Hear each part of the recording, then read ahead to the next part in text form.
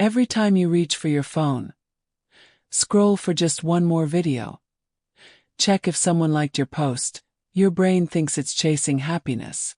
But it's not. It's chasing dopamine, and the more you chase, the less you feel. We live in a world built to keep you seeking, not finding. Social media, notifications, and even productivity apps are engineered to trigger micro-dopamine spikes. Tiny rewards that never satisfy but keep you coming back.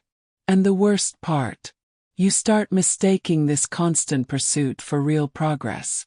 You think you're learning, growing, connecting, but often you're just stuck in an endless loop of wanting more. More likes, more validation, more stimulation. But if dopamine is supposed to make us happy, why does chasing it make us feel emptier? Let's decode what's really going on inside your brain. Dopamine isn't the pleasure chemical most people think it is. It's the motivation chemical, the molecule of anticipation.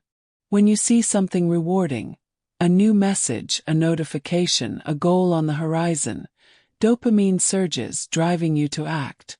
But here's the trick. Once you get the reward, dopamine drops. The brain moves on, looking for the next hit. It's not wired to sustain satisfaction. It's wired to seek the next thing. That's why scrolling feels addictive. Every new post, every ping, every unpredictable update gives your brain a small dopamine spike. Just enough to keep you hooked, never enough to make you content. In 2020, a Stanford study showed how intermittent rewards, the random timing of likes, comments, and updates, make apps more addictive than any drug. It's not that dopamine itself is bad. It's that we've built systems that hack it, turning our motivation loop into a trap. Think of it this way. Your ancestors' dopamine pushed them to explore, to hunt, to find food and connection, vital for survival. Today it pushes you to open TikTok. Evolution didn't change. The environment did. And your ancient reward system hasn't caught up. That's why you can spend hours chasing micro-rewards that leave you drained, anxious, and strangely unfulfilled. But here's where it gets cosmic.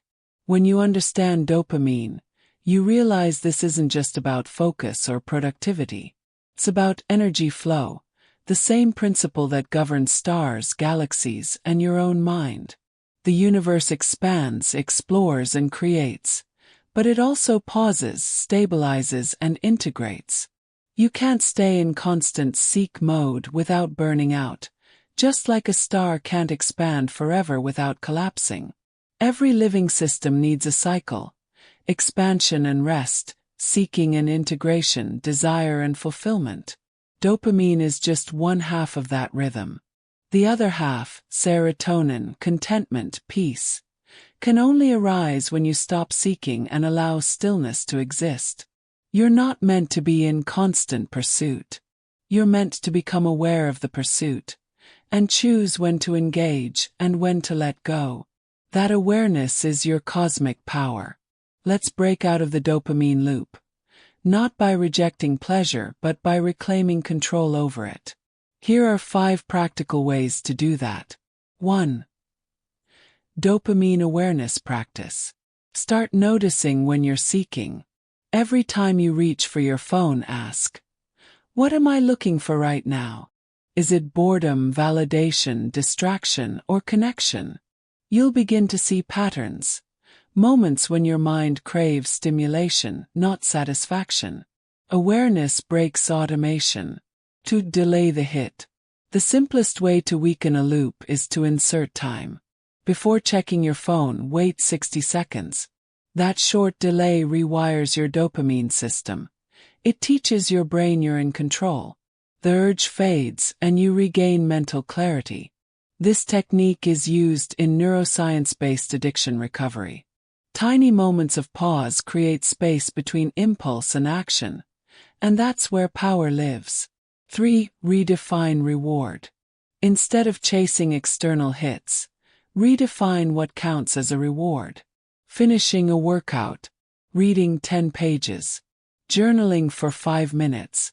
Each small act of completion releases a balanced dopamine response, the kind that builds momentum instead of addiction. Your brain doesn't care whether the stimulus comes from a screen or your own progress. Feed it real victories, not empty loops. 4. Design your environment for depth. Your surroundings shape your dopamine flow more than willpower ever could. Keep your phone out of reach when you work.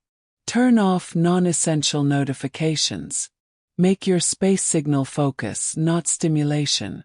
When you stop rewarding distractions, your brain recalibrates. It starts craving what you consistently feed it, meaning, depth, and flow. 5. Schedule dopamine detox windows. Once or twice a week, spend a few hours offline. No phone, no TV, no quick hits. Just silence, nature, or journaling. At first, it'll feel uncomfortable, like withdrawal. But soon you'll notice colors brighter, thoughts clearer, emotions deeper. Your baseline dopamine resets, and suddenly, the simple things feel good again. That's your nervous system remembering how to live in balance. You're not weak for getting caught in dopamine loops. You're human. You're living in a system designed to exploit the most ancient parts of your biology. But you can choose awareness over automation. When you learn to ride the dopamine wave instead of drowning in it, you become conscious energy in motion. You stop being a passenger in your own mind and start steering your inner cosmos. The truth is, dopamine isn't your enemy. It's your compass, it just needs calibration. It's meant to guide you toward growth, not endless consumption. Toward creation, not comparison. Toward wonder, not worry. Remember this. The same molecule that drives you to scroll for validation is the same one that drove our ancestors to explore the stars. The difference is intention. So next time you feel that pull, to check, to click, to chase, pause.